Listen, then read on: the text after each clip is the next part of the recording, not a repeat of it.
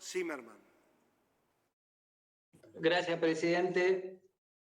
Acá estamos tratando el orden del día 29/21 de impuesto a las ganancias y el orden del día 30/21. Yo voy a empezar mi alocución por el impuesto a las ganancias y quiero empezar diciendo que estamos frente a una reforma necesaria e importante, pero la vemos insuficiente, por lo que sigue pendiente el desafío de una reforma de fondo del sistema tributario argentino. ¿Y por qué digo esto? Porque estamos abordando la situación de los asalariados y de los jubilados, para los cuales sin lugar a duda va a significar un gran alivio, creando una deducción especial, pero nada decimos de los autónomos y de los que quieren generar empleo.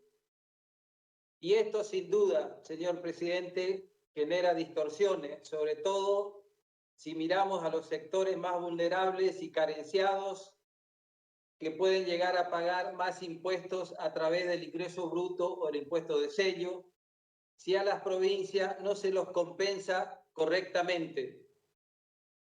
El costo fiscal de este proyecto es importante y por supuesto que actualmente forma parte de los impuestos coparticipables. Es por ello que más allá de que vamos a acompañar el proyecto, quiero manifestar algunas preocupaciones y recomendaciones al mismo.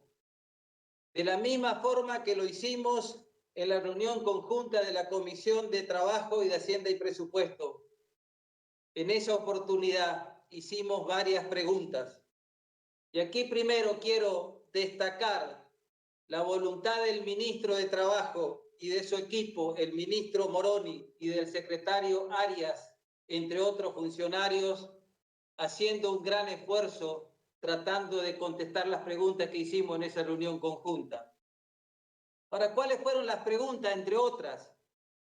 Empezamos preguntando si nos iban a permitir hacer modificaciones para poder aportar y debatir. Nos dijeron que no, porque significaría una demora. Después preguntamos de lo que aquí se habló, que cuál sería el costo fiscal de este proyecto. Y ese monto fue calculado, ascendía a 48.000 millones, y digo ascendía porque eso era el cálculo que se hizo antes de que se mande a diputados. Este proyecto sufrió modificaciones. Por lo tanto, hay incremento del costo fiscal y hasta ahora no ha sido cuantificado, pero estimamos que estarán alrededor de los 53.000 millones. A partir de ello, nosotros preguntamos cuál es la estimación de recuperación de recursos y cuál era la hipótesis que lo sustentan, ya que estos fondos forman parte de la coparticipación. Y la respuesta del equipo del ministro de Trabajo fue que estiman que a través del consumo que compartimos que se va a movilizar, se va a recaudar alrededor del 25% en carácter de impuesto y el resto se va a recuperar con la aprobación del proyecto del Poder Ejecutivo Nacional que modifica el impuesto a la ganancia a sociedades. Y aquí queremos hacer una recomendación, señor presidente. Tratar de encontrar fuentes de financiamientos alternativos en relación a la calidad del gasto público, fijar prioridades y no aumentar impuestos. Las otras dos últimas preguntas o consideraciones que hicimos en esa reunión tan importante tiene que ver con el artículo 6 del proyecto, donde hay facultades para la reglamentación, delegadas para la reglamentación, y donde hay facultades delegadas al Poder Ejecutivo Nacional, acerca de establecer una fórmula que permita que de alguna manera aquellos que ganan 150.001 a 173.000 se la pueda aplicar y que no terminen ganando menos de aquellos que ganan 150.000 pesos.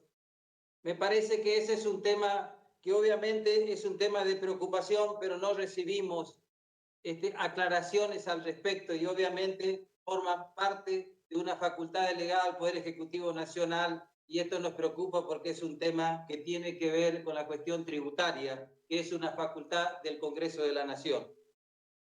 Finalmente, abordamos el tema de las actualizaciones de las escalas y de las deducciones.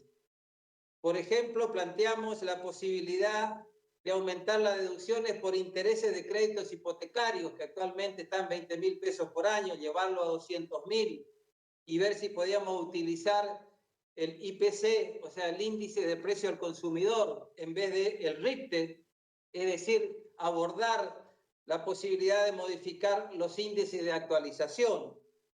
La explicación nos dieron y nos dijeron que ellos consideraban que era más apropiado el RIPTE.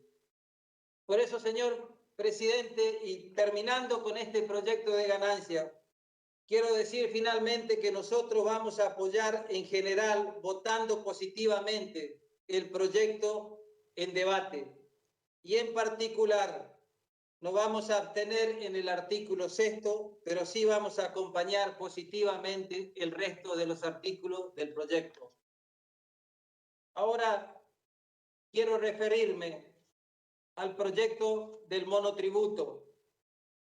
Y la verdad que quiero empezar diciendo que hemos tenido en la Comisión de Hacienda y Presupuesto un debate y un trabajo muy importante. Y más allá del puente que va a generar este proyecto, también consideramos de que de la misma forma que del impuesto a las ganancias tendremos que trabajar en el futuro en una reforma de fondo.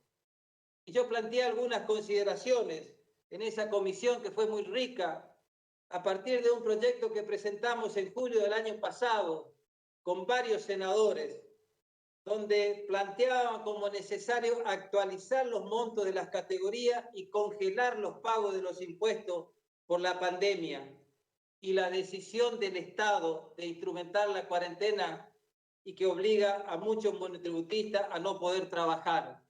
Y en ese marco quiero volver a hacer dos consideraciones. La primera, volver a insistir en que el índice que se debe utilizar para la actualización es el índice del precio del consumidor, publicado por el INDEC.